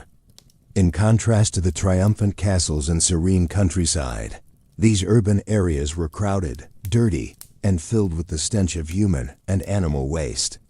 Sanitation was a concept still centuries away from being understood or implemented. Open sewers ran through the streets where rainwater was the only method of cleaning. People often tossed their waste out of their windows, adding to the squalor. This was a far cry from the cleanliness and hygiene we enjoy in the modern world. Diseases were rampant and often deadly in these conditions. The Black Death or the bubonic plague was the most infamous. It swept through Europe in the 14th century, killing millions. Yet, it was far from the only danger. Smallpox, measles, influenza, and typhoid were all common and devastating without modern treatments or understanding of disease transmission. Medicine was a blend of superstition, herbal remedies, and prayers. The idea of germs and the necessity of cleanliness in preventing illness was simply not understood. In addition to disease, the risk of injury was always present. In a society without safety regulations, accidents were frequent. If you were lucky, you might simply break a bone. If not, you could be maimed or killed. Even if you survived without proper medical care, you might be left with permanent disabilities. The concept of workers' rights and welfare would not be introduced for many more centuries. Food and drink in the Middle Ages were also vastly different from what we know today. The poor often subsisted on a diet of bread, porridge, and vegetables. Meat was a luxury, often reserved for the wealthy. Most people drank ale or beer, as water was often too polluted to drink safely. Though we might romanticize the idea of a hearty medieval feast, the reality was often much more mundane and nutritionally deficient. Religion played a central role in every aspect of medieval life. It influenced law, education, and social structure. The church wielded significant power and could dictate the course of a person's life. Heresy was considered a serious crime and punishments could be extreme. The concept of religious freedom as we understand it today did not exist. Education was also a privilege of the wealthy. For the poor, life was about survival. Children were expected to work from a young age, often in the same trade as their parents. There were no child labor laws to protect them. Literacy rates were low, and books were expensive and rare. The creation of the printing press in the 15th century would revolutionize access to information. But for the majority of the Middle Ages, knowledge was held by a select few. Women's rights were severely limited during this period. Most women were expected to marry and produce children, often while still in their teens. They had little say in these arrangements.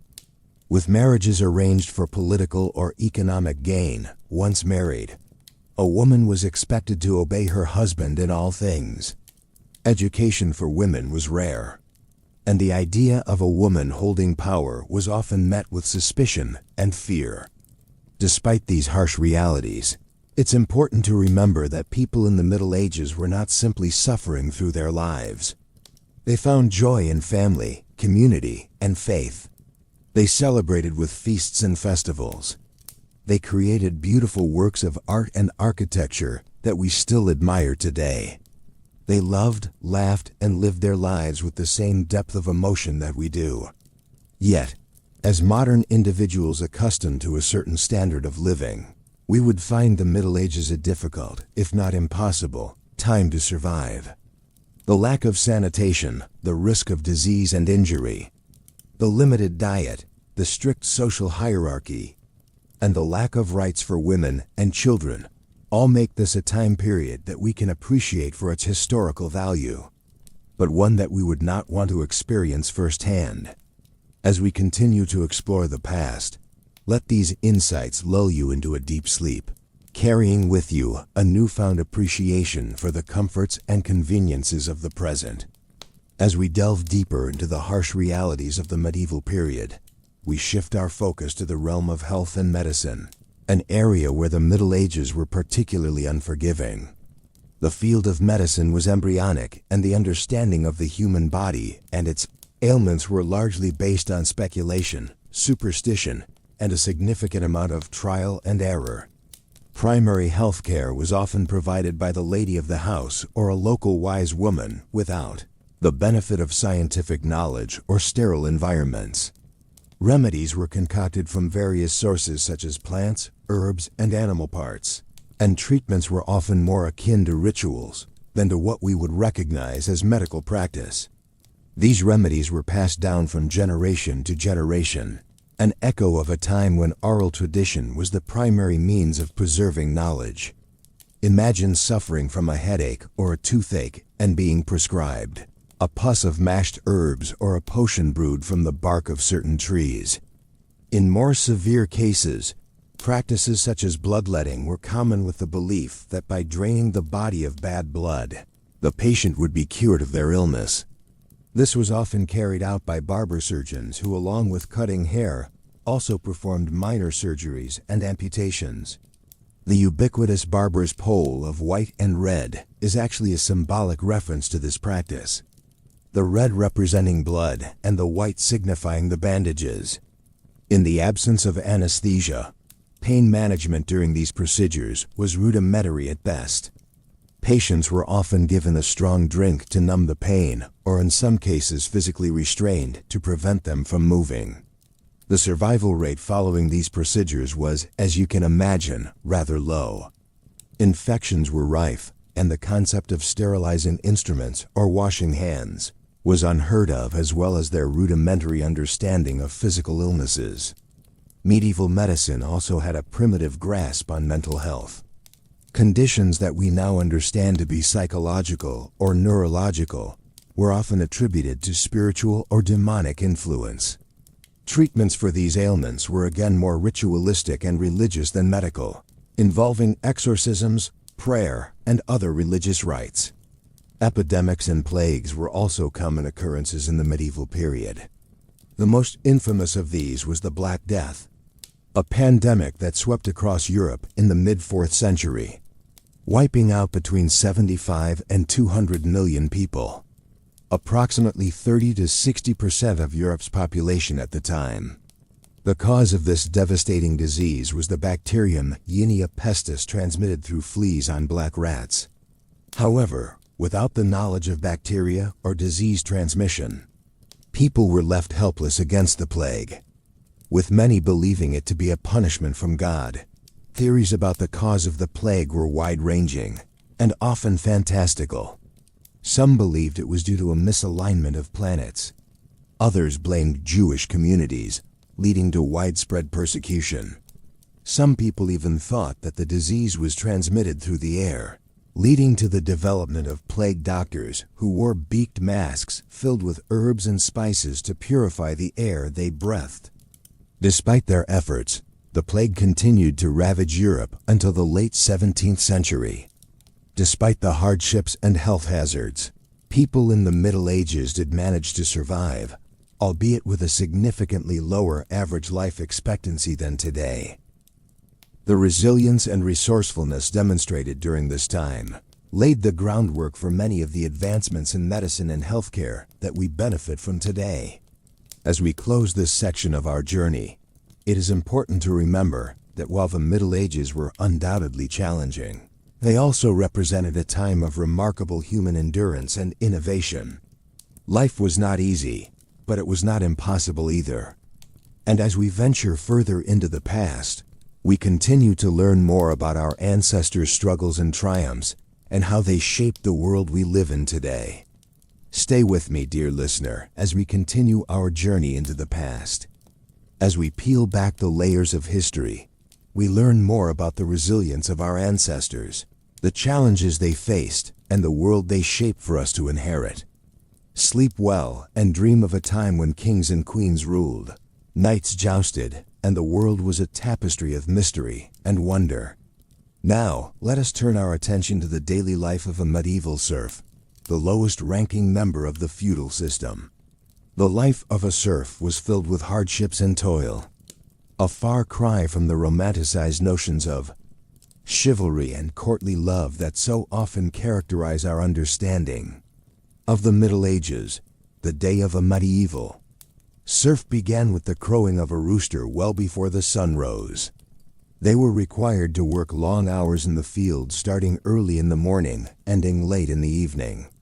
The labor was grueling, and the hours long as the serfs were responsible for tilling, planting, and harvesting the crops that would sustain the entire manor. A serf's diet was humble and monotonous. They mainly consumed dark bread made from rye or barley, pottage, a type of thick soup made from grain, peas or lentils, and ale. Meat was a luxury seldom enjoyed. Instead, the serfs supplemented their diet with vegetables from their garden plot, and occasionally fish from the local river or stream in terms of shelter. A medieval serf's home was simple and rudimentary. It was often a one-room structure made of wool and daub, with a thatched roof. Inside there were few furnishings: a rough honeyed table, some stools, perhaps a chest for storing clothes and valuables. There was no glass in the windows, and the floor was simply the bare earth covered with straw or reeds for insulation. Despite the hardships they faced, serfs had a rich cultural life. They celebrated the changing of the seasons and the agricultural calendar with festivities and feasts. Music, dance, and storytelling were also an integral part of their lives. For serfs, the church was the center of community and spiritual life.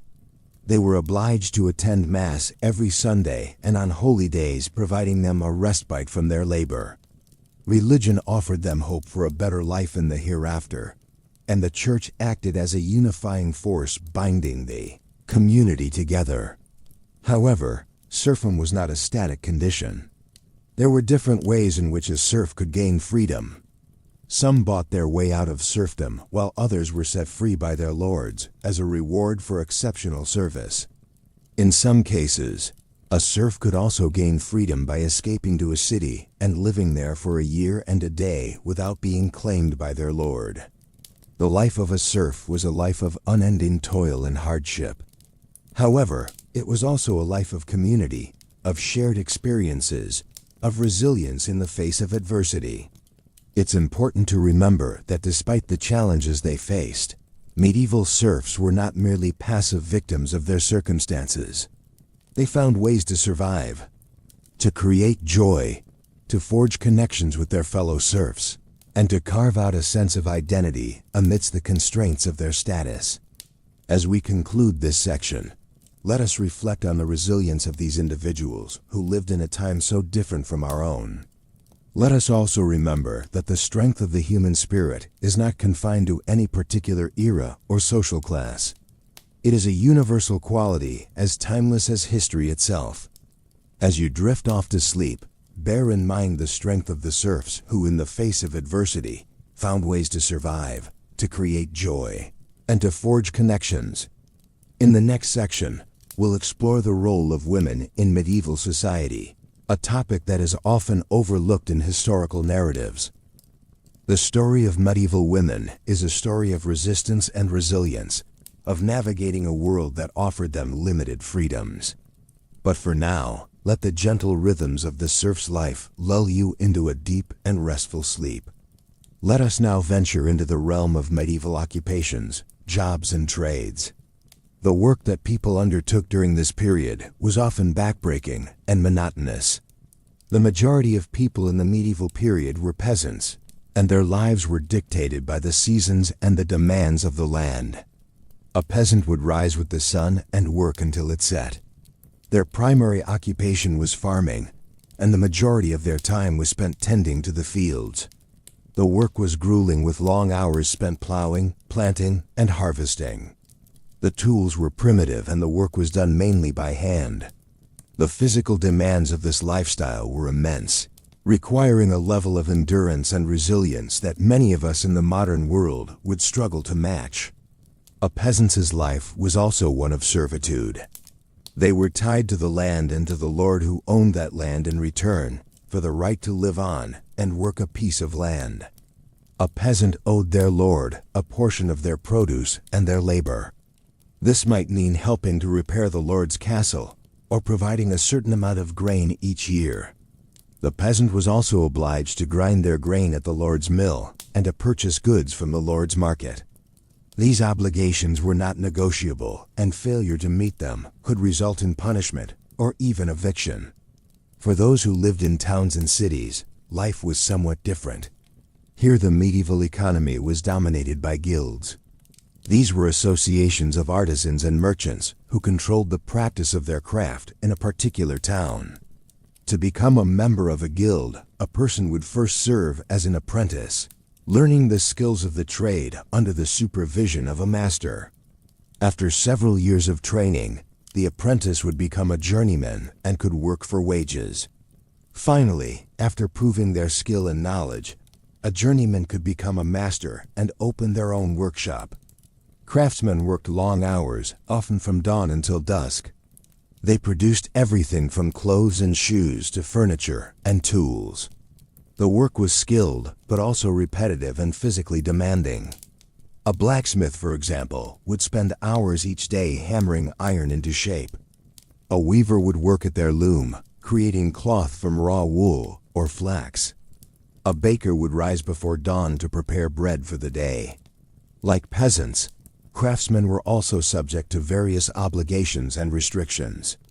They were required to pay fees to their guild and to adhere to its rules and regulations. These might dictate the quality of goods that could be produced, the prices that could be charged, and the hours that could be worked. Craftsmen were also subject to the laws and taxes of the town or city in which they lived. Even those in positions of power and privilege faced their own challenges.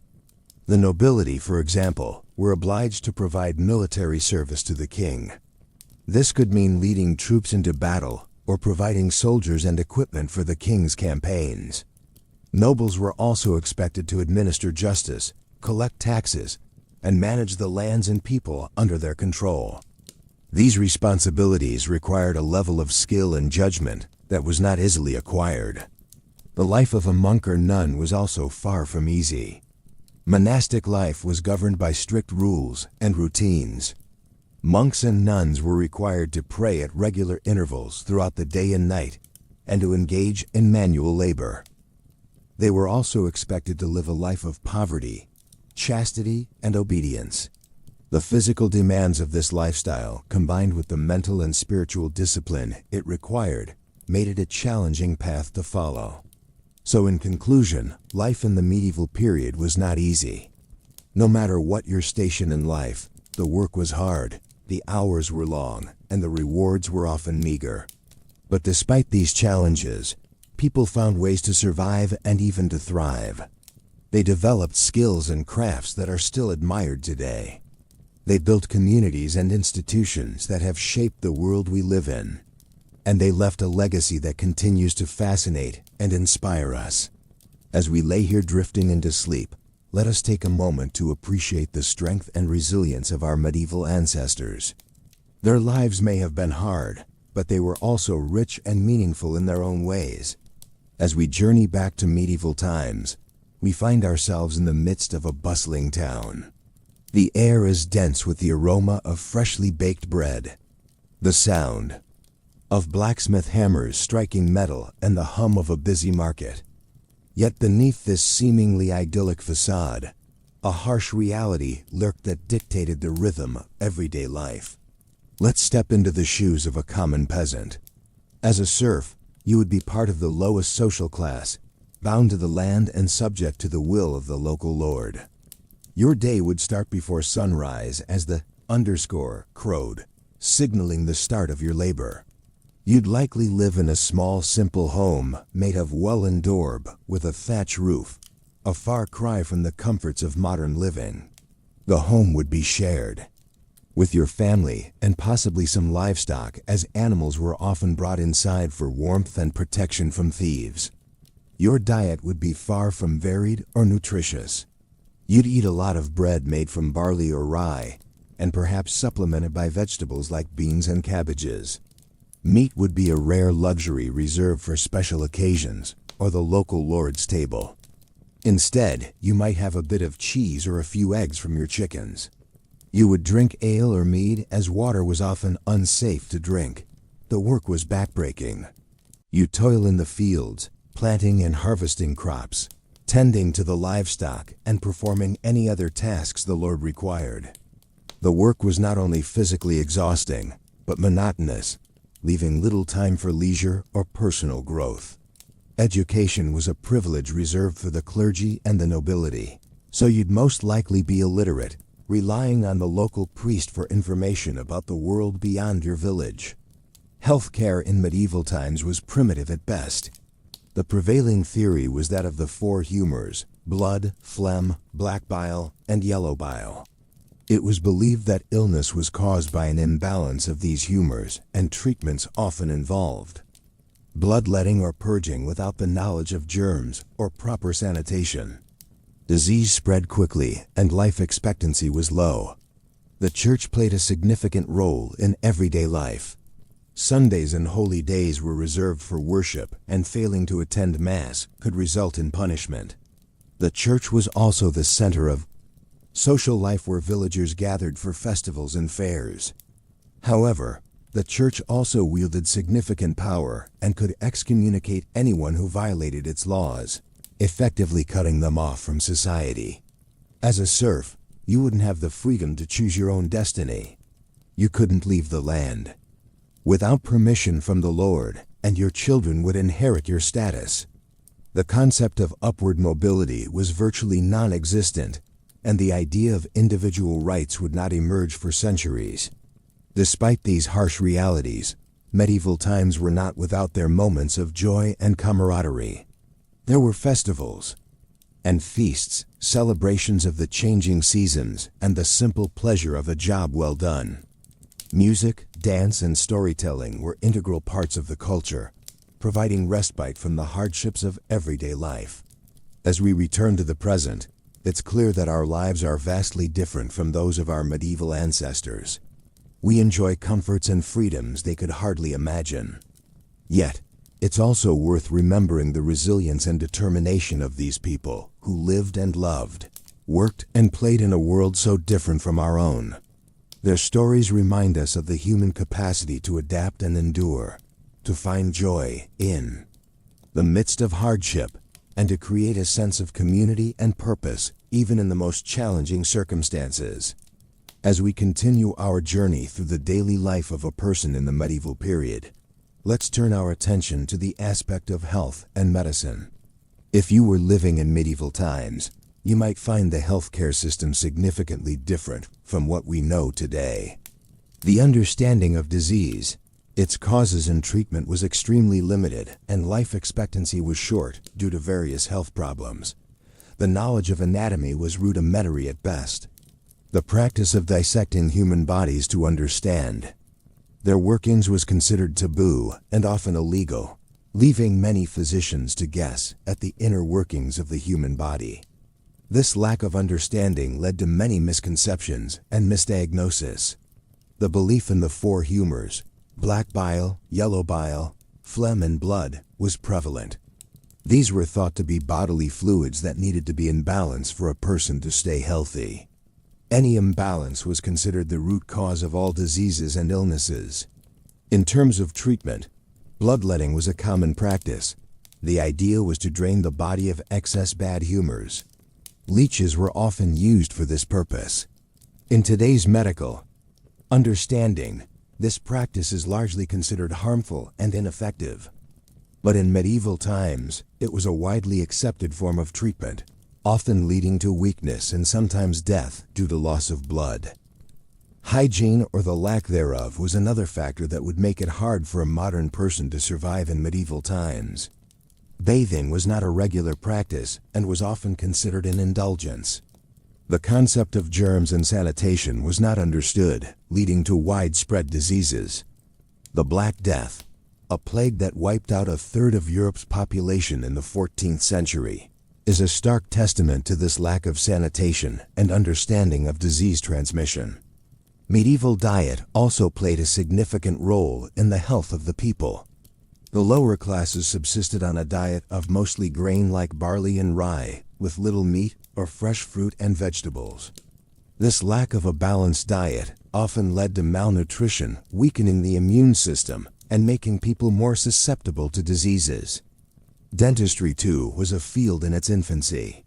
Tooth decay was a common problem, often leading to dangerous infections. Without the understanding of dental hygiene and effective treatments, toothaches were often a lifelong issue for many. Childbirth was a particularly dangerous time for women.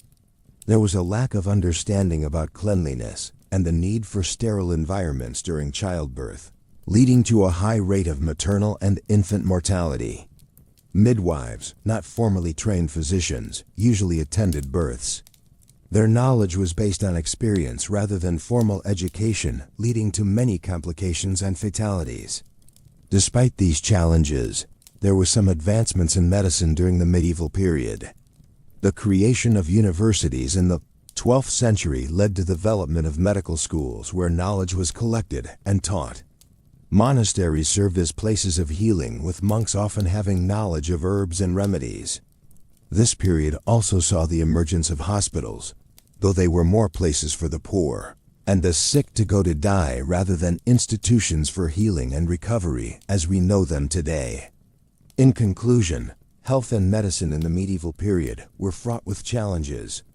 The lack of understanding about the human body, disease, and hygiene made it a dangerous time to be alive. The treatments available were often ineffective and sometimes harmful. However, it was also a time of slow progress, with the foundations of modern medicine being laid. As we move to the final section of this journey, let's ponder on the resilience of the human spirit and the drive for survival that saw people through these challenging times. As we continue our peaceful journey through the heart of the medieval period, we find ourselves shifting our focus from the bustling life of the cities and castles to the quieter, but no less important rural countryside. Here, in the vast expanses of fields and forests, the majority of the medieval population made their living as farmers and laborers, their lives intimately tied to the rhythm of the seasons and the bounty of the earth. Life in a medieval village was far from the romanticized tales of chivalry and courtly love associated with this era. It was characterized by a simplicity and routine that for many modern individuals would be unbearably monotonous. The day for a medieval peasant would begin at dawn with the crowing of the roosters. After a simple breakfast, often consisting of bread, cheese, and weak ale, they would head out to the fields for a long day of labor. The agricultural practices of the medieval period were rudimentary, by today's standards, without the benefit of modern machinery. Every task was performed by hand. Plowing, sowing, weeding, and harvesting were all physically demanding activities that required strength, endurance, and a great deal of patience. Despite their hard work, the yield from their labor was often meager. Poor soil quality, unpredictable weather, and rampant crop diseases meant that failure and famine were constant threats. The diet of a medieval peasant was similarly austere. They subsisted primarily on a diet of bread, porridge, and vegetables, with occasional small amounts of cheese and meat. The monotony of their diet was occasionally broken by the availability of seasonal fruits, nuts, and berries. However, these were often preserved for the winter months when food was scarce. Health and hygiene were another area where the medieval period fell short by modern standards. Without understanding the principles of germ theory and sanitation, illness was rampant and often deadly. Child mortality rates were high and life expectancy was low. Common ailments like toothaches, colds, and digestive issues were often treated with a mix of folk remedies and superstition. More serious illnesses like the plague could wipe out entire communities. Despite these hardships, the life of a medieval peasant was not without its small joys and comforts. The village was a close-knit community where everyone knew each other, And social activities like dances, feasts, and fairs provided much-needed relief from the daily grind. The church, too, was a central part of village life, providing spiritual comfort and a sense of order in a world that was often chaotic and unpredictable. The medieval period was also a time of innovation and progress in many areas. Advances in technology such as the heavy plow and the horse collar made farming more efficient. The establishment of guilds and the development of trade routes helped stimulate economic growth.